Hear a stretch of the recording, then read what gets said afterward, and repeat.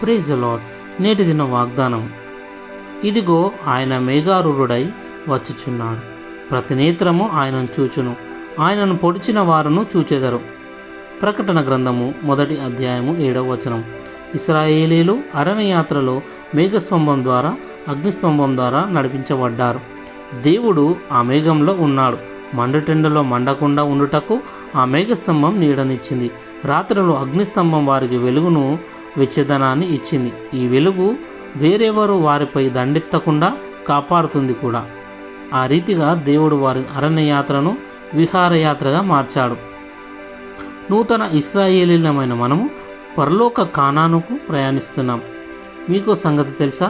Pentecost దినం నుండి ఈ రోజు వరకు ఒక నూతన మేఘం మనపై కదలాడుతుంది. సంఘంగా మనమంతా ఆ దేవుని మేఘం క్రింద ఉన్నాం. వేలి చూపు వలన కాక విశ్వాసంతో మనం ముందుకెళ్తున్నాం. మేఘస్తంభము, అగ్నిస్తంభము పరిశుద్ధాత్మకు సూచనగా ఉంటున్నాయి. పరిశుద్ధాత్మ మీ మీదికి వచ్చినప్పుడు మీరు శక్తి నొందెదరు గనుక మీరు యెరూషలేములోను యూదయ సమరయ దేశములనంతటను బూదిగంతముల వరకును నాకు సాక్షులయ్యుందురని చెప్పారు. ప్రార్థన.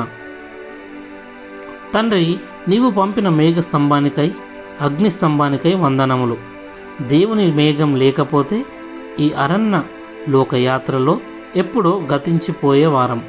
కానీ నీ గొప్ప కనికరం చొప్పున మాకవసరమైనవన్నీ సమకూర్చారు. తండ్రి, నిన్ను ప్రేమిస్తున్నాం, నిన్ను స్తుతిస్తున్నాం.